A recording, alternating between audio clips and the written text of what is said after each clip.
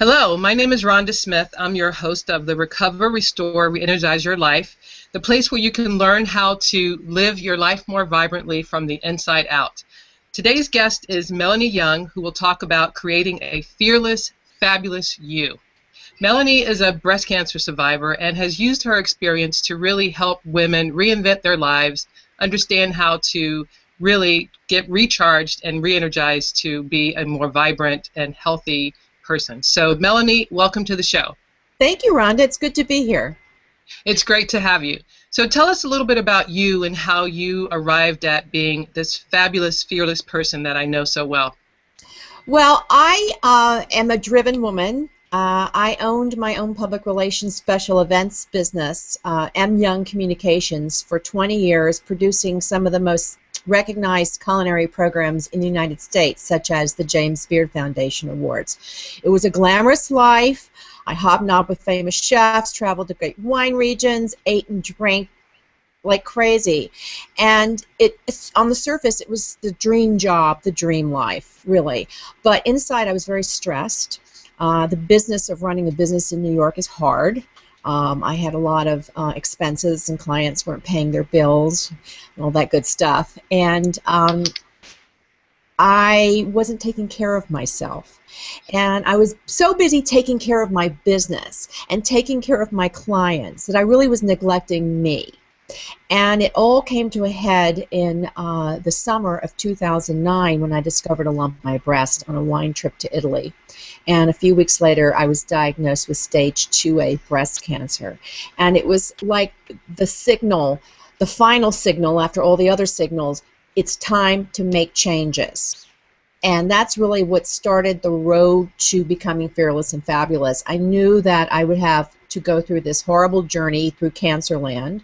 And when I got out of it, I didn't want to go back to the life I had and the hamster and the wheel stress that I was facing. Yes, your life and my life, I think, are very similar. I think that's part of the nature of women who are very driven and self-sufficient and ambitious. And of course, we both actually were self-employed and owned our own business. So, you know, a lot of times we focus so much on the work and what we have to accomplish that we tend to forget about ourselves and taking care of ourselves and how important that is. And so when you talk about getting to this point of being a fearless, fabulous person, what does that really look like and what does that really mean in terms of how you live your life and what you do on a daily basis? Well, I had to, peel away a lot of layers, like a snake shedding its skin. I had to peel a lot of layers of me to really get to the heart of the matter, which was that, and this is what I tell people, you have to make yourself a priority. At the end of the day, you need to have good health. You need to be confident in yourself. You need to not live with fear. You need to be fearless. You need to be able to face life's challenges head on and handle whatever comes along. And going through cancer, and at the same time I was going through cancer treatment, my father died of cancer also and left a big financial challenge for me because he was part of my company. I was trying to run the company. I was really superhuman, superwoman during treatment. And what I realized is that I needed to step back, which I think we all need to do at some point. Step back, reset, and recharge. And realize that at first things first, you got to take care of yourself. You can't be there for other people unless you're taking care of yourself first. What did that mean for me? It meant retooling my diet, eating healthy, stop skipping meals, stop eating bad food, hydrating more, which I wasn't doing. I was in the wine business, so I was drinking more than drinking healthy. Moving more, stop making excuses for just getting out and taking a walk, daily exercise, keeping my weight down, my energy up, and watching my stress. And how to do that? I believe in portion controlling your life. Much like you portion control your food on your plate to lose weight, I believe in portion controlling your time to lose stress. That has been a challenge, but I'm living it, a living example of it. You've got to sometimes let go of things that are weighing you down to be freer, to be more creative and more energetic. And it's a process. It's a prioritizing process. But that's what I mean by being fearless and fabulous. You've got to learn to let go of anything that scares you and just say, I'm going to face it, and I'm going to be the best I can with it, and I'm not going to, if it doesn't work, I'll move on to something else. Yeah, it sounds very simple and easy to do, but for some of us, it may be a little bit more difficult and challenging than others. Do you have any tips to help women actually move in Yes. that direction and start Yes. that process? Well, I'm a classic example of trying to teach myself to live how I preach. I turned to writing as therapy and as a lesson to myself of what I need to do. So my writing was introspective, but as I wrote and posted on my blog, getting things off my chest, people said, oh, you're resonating with me. First of all, you can't do it all at one time. You got to take sips. Much in the same way you should never inhale your food. You should never inhale everything you're trying to do. So simple steps. I told a good friend who said she's overwhelmed right now. She launched a business. She's not exercising. She's stressed. I said, you pick one thing you're going to do today for yourself. One thing. You pick 3 things you're going to accomplish today. If you can do more, if you can do 5, great. I do no more than that. If I can get through every day doing between 3 and 5 things, it's great. So it's learning not to pile everything on your plate at one time. And then you're going to let go and feel healthier and lighter in spirit. And I think sometimes, I think sometimes it's also a matter of just saying no to certain things. I think we as women, especially women who often do too much or want to do too much, have a difficult time saying no and not feeling guilty about it. So do you have any tips or suggestions for how we can sort of let go of that aspect of living a fearless and fabulous life? Yes. Well, there's 2 things. There's saying no, and there's letting go. And there's learning to delegate versus do it all yourself. And those are 3 things. First of all, learn to say no. It's not insulting to say no. Somebody emailed me this week, and she goes, you didn't answer my email on Sunday. And I responded, I said, you know what, I'm in the middle of a digital detox. And my digital detox is that I don't look at any work-related or volunteer, whatever-related emails on Sunday anymore. It doesn't mean I'm less productive because I shouldn't be looking at them on Sunday anyway. So that's one thing. Learn to say no. Learn to shut off. Even if it's one day, do it. Yeah, no, I totally agree. I mean, I say it's a company policy. Come Friday afternoons, I detach or disconnect from my emails, my phone, depending on who is calling. But you have to get disconnected in order to get recharged and be able to do it all over again the next week. Right. So I totally understand where you're coming from. Letting go of things that are annoying you, or if you have too much stuff. I just moved, as you know, when we let go of a lot of stuff we didn't need. Let go of, if somebody's toxic in your life, a Debbie Downer, you don't have to see them. You have choices. So let go of things that are weighing you down. And then 3, delegate. Delegate. If you don't have an assistant, see about a virtual assistant. If you have a spouse, give that spouse chores. I do all the time. But delegate. Relegate and delegate. So you're not doing it all. Because we tend to always say yes, keep it all in, and try to do it all ourselves. And it just makes us inefficient and worn down. Right.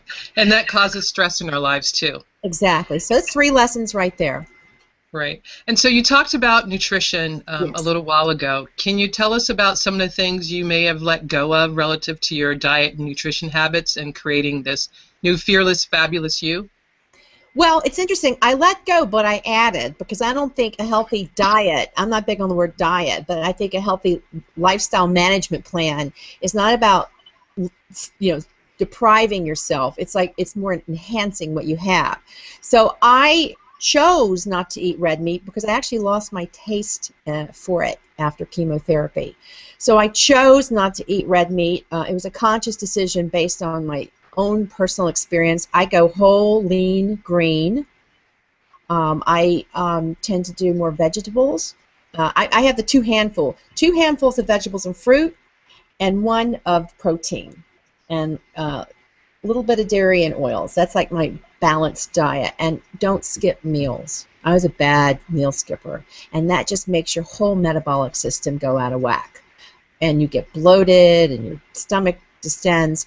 I try to drink steadily water every day, or herbal tea, and eat small meals. Again, portion control, no seconds, 1 plate, smaller plates. Put a small plate, and that's really been helpful in maintaining my weight. The other thing that I do is I balance it with exercise, at least 30 minutes a day of cardio, some weights. I try to get up from my desk every hour or every 2 hours for 10 minutes just to do a stretch or some jumping jacks to helps my back and my shoulders. So, you know, you got to watch what you put into your body, and then you have to watch how you expend the energy.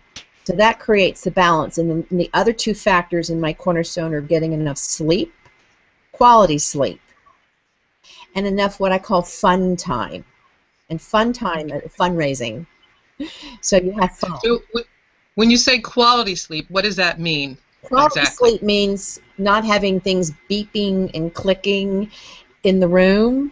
It means actually getting a sound sleep, which is really hard because I do have sleepless nights. Anyone who runs their own business has sleepless nights. But quality sleep means in a quiet room where you actually are having a deep sleep. It's not aided by sleeping pills or alcohol. It's a quality sleep. That's hard to do, but I'd rather have 10 minutes of a quality nap than 8 hours of a bad night's sleep. So if I don't get a good night's sleep, I try to have, you know, a quick nap, you know, or just shut my eyes and meditate during the day at some point. Very important.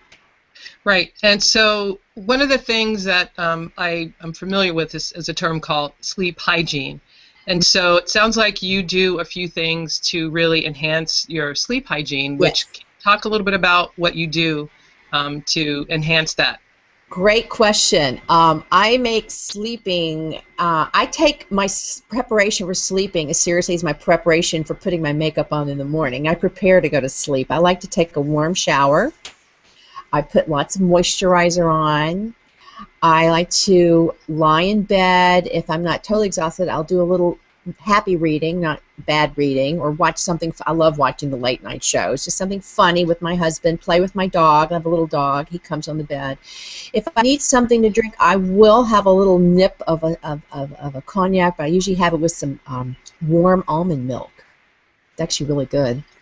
And always a big glass of water. So I try to prepare for sleep versus just crash into bed, makeup on, blah, blah, blah. I always make sure I have a good glass of water before I go to bed, so I get dehydrated very easily. I think it's menopause, so I always have a glass of water before I go to bed and as soon as I wake up in the morning.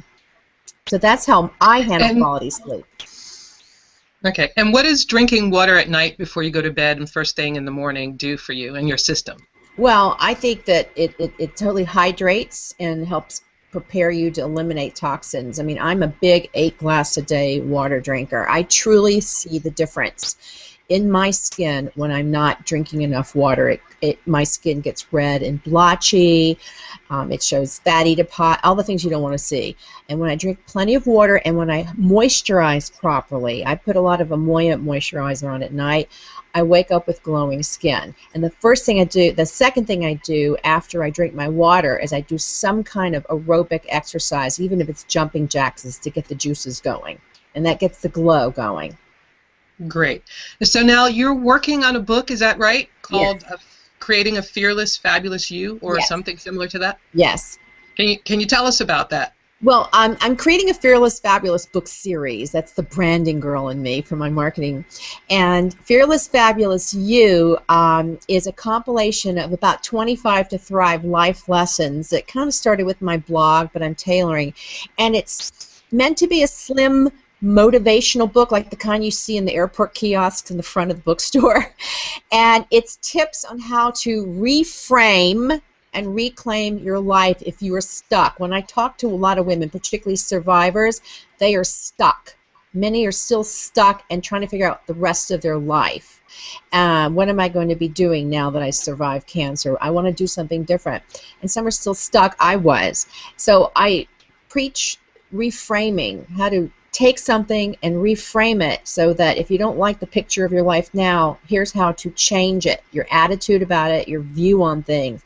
So each chapter is a lesson and an essay on what the lesson is, and then 5 fearless and fabulous takeaways at the end that you can do today, with the idea that you can do this without spending money. without even spending time. It's just in how you rethink things. Okay. And I think if you reprocess in your mind, it can help reprocess everywhere else. Okay. Can you give us one simple example of that? Yes. If you don't, well, as I said, if you don't like the picture of your life, learn to reframe it. That's one. Self-worth, having self-worth is more important than having net worth. And learn not to compare yourself, be incomparable. Don't compare you and your life to anyone else. You need to be your own barometer of success, and don't let others define it for you. I think we all get stuck in that situation. We're always comparing ourselves to other people, whether it's looks or weight or success or who got their kids in better schools. We got to stop doing that. It makes us crazy. Yeah. So it sounds like maybe the first step in the process is taking a step back and sort of assessing where you are in your life, what's important to you, and kind of redefining or defining things on your own terms from a place of passion and purpose, more so than doing that from an external standpoint. I think all too often, especially when we define what success is, it's really in reference to what someone else is doing or what someone else has. But what you're talking about is really looking within and defining success from, our own vantage point and our own purpose. Well, exactly. And one of my chapters is happiness is within reach. And I talk about how I was always striving to reach for other things, the next ladder on the rung. And I was so busy doing that I never really appreciated what I had right around me. And it actually took, when I was going through treatment, I really couldn't do a lot of the things. I had to kind of surround myself with what was around me. I learned to appreciate what I had versus always kind of looking for the next thing. And that's, unfortunately, in this society, we're constantly driven to go higher and higher and higher and higher. It's the Icarus syndrome, and sometimes you forget what you're leaving behind. That's true. So I think part of it is a practice of what they call being in the moment. Yes. And really enjoying where you are and the simple things that may be able to bring you joy and happiness in your life, as opposed to constantly looking ahead and focusing on what you need to accomplish or acquire, rather than just appreciating where you are and what life is at that point in time for you. Yes. And now I also talk about, and a friend of mine sent me an essay on this for myself, on preaching let serendipity light on your shoulders. And serendipity is when things just happen, come what may. And as someone who's, business is planning, and timelines and plan lines, learning to just step back and let things happen and not being so regimental about my life was a big change. That it's okay not to have a plan. It's perfectly okay. You're not going to fail. And I learned it. I see people where serendipity just happens to them all the time, and great things happen to them, probably because they're not so focused on following a plan. So that's a big change that I've had to do, and I talk about in the book. Yeah, so I think part of that is being a type A person, or having that type of personality. Would you say that you've been guilty of that in the past? And not being able to just... AAA guilty. I was programmed from an early age as an only child to be successful. I was voted most likely to succeed.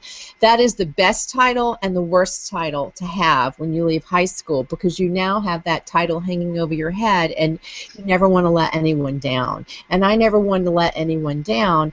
And the one thing I did let down was my body. And I had to then regroup and realize that, I had to start from within all over again. To first take care of the thing that mattered most, which was the engine that ran the body. And that was a big change. Yes. And I think the other aspect of that, too, that I heard in what you say is about having faith. Yes. And, that's an important part, especially when you're talking about, owning your own business or trying to make things happen, whether it's, in business or in your personal life, too. But having faith seems like a strong point in what you were trying to make a few minutes ago. I think faith, whether it's religious faith or spiritual faith, is really important. And when I talk to survivor groups, I talk about how during my own treatment I relied on faith, spiritual faith, fortitude, which was courage, and being fearless, learning not to be afraid. That was my cornerstones of getting through what I got through, and I think it really made a big difference. I am very faith-based without being religious, but very spiritual. I pray. I'm not quite sure who, but I truly believe that things will happen for a reason, and you have to take the bad things and use them as life lessons to learn from it and move on, which is what I've done.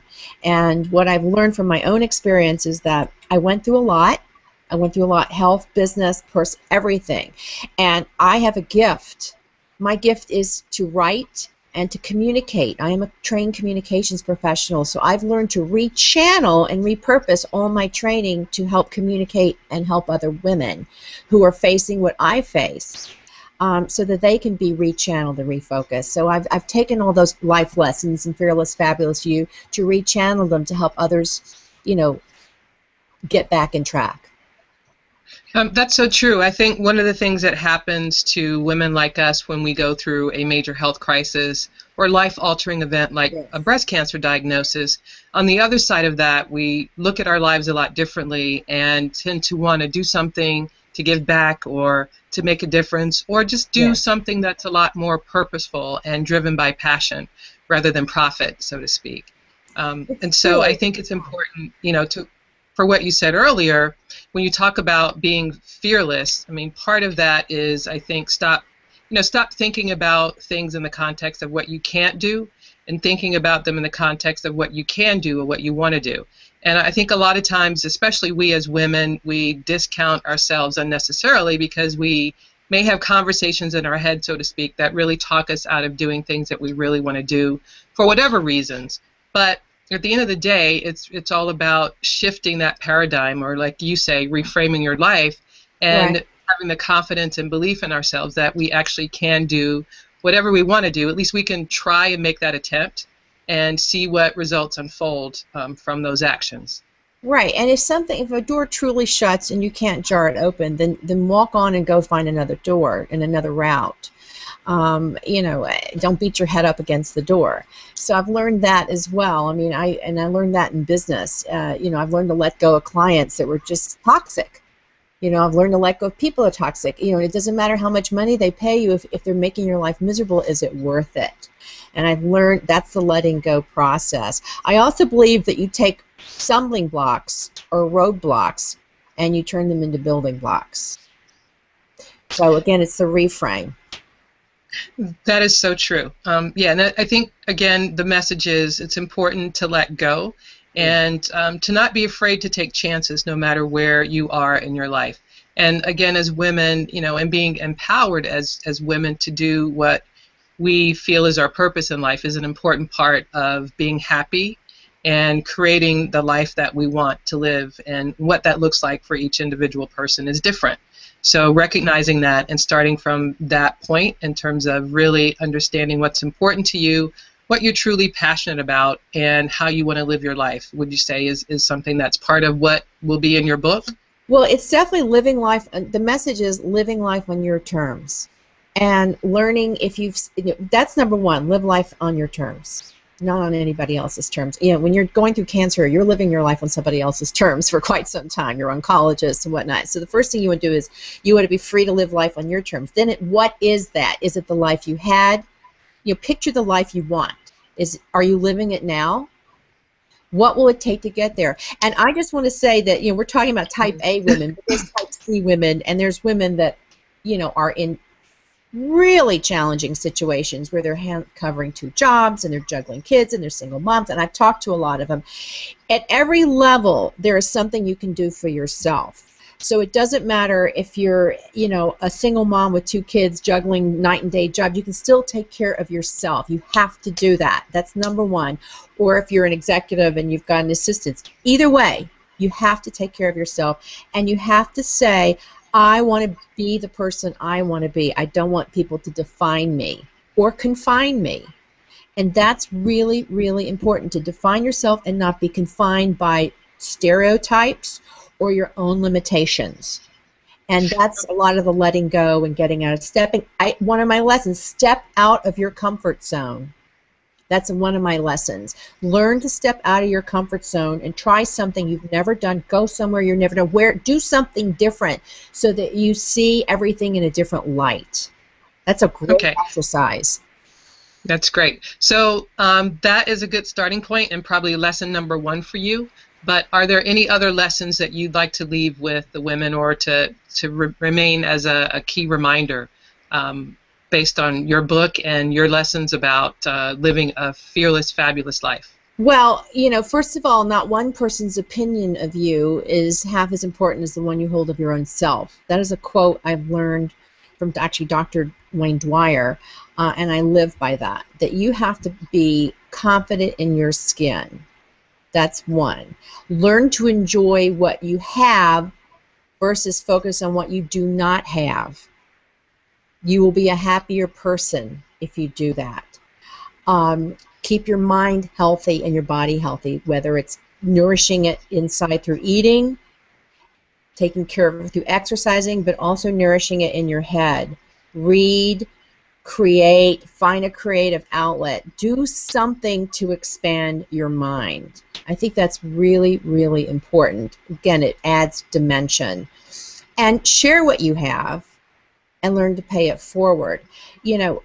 We all need to find our passion, and for a while I felt like I no longer had a passion. I didn't know what my passion was anymore, but I learned my passion was to take what I've learned, write, and pay it forward. But learning that, you may not be able to buy happiness, but you can share it for free. Yes. And so tell us, when should we expect to see your book? Fall. I want the book to come out in the fall. I'm finishing it up now so that it's a follow-up to my first book, which is Getting Things Off My Chest, A Survivor's Guide to Staying Fearless and Fabulous in the Face of Breast Cancer. While this book is not necessarily only for women who face breast cancer, it's for all women who are facing turning points in their life, we'll say, and that could be anybody, whether it's a woman newly divorced, newly down. I call it the 4 Ds: debt, divorce, disease, and downsize. And we all face those. And then when I finish that book, my next book after that's going to focus on those 4 Ds, about being smarter about your finances and your career, being fearless and fabulous in finance and career and relationships. So, and that's going to be a pretty open book on things I did wrong and things I've learned to do right. But that's the whole concept, is a whole integrated approach to approaching your life by being smarter about the decisions you make, being healthier about yourself, and being more confident about who you are. Okay, that all sounds great. So how can someone get in touch with you if they want to learn more about what you're doing, whether it's creating a fearless, fabulous life, or helping women who are diagnosed with breast cancer, or otherwise get things off their chest? And I believe in getting things off your chest. My website is melanieyoung.com, where you can find my blog, Getting Things Off My Chest. You can follow me on Twitter at Mighty Melanie. And I have a Facebook page, Melanie Young - Getting Things Off My Chest. You can buy my book, Getting Things Off My Chest, on Amazon, Barnes & Noble, or through my website. And it's a great book. Women say it has helped them immensely when they face cancer. Okay. Well, thank you, Melanie, and thank you for all that you have done to share your story and help other women through their journey, no matter whether they're dealing with breast cancer or a transition in their life, or just looking to do something altogether different in terms of how they're living their life and on their terms. So this is Rhonda Smith signing off for the Recover, Restore, Re-energize show, the show that helps you understand how to live a more vibrant life from the inside out. Thank you for watching, and have a great day.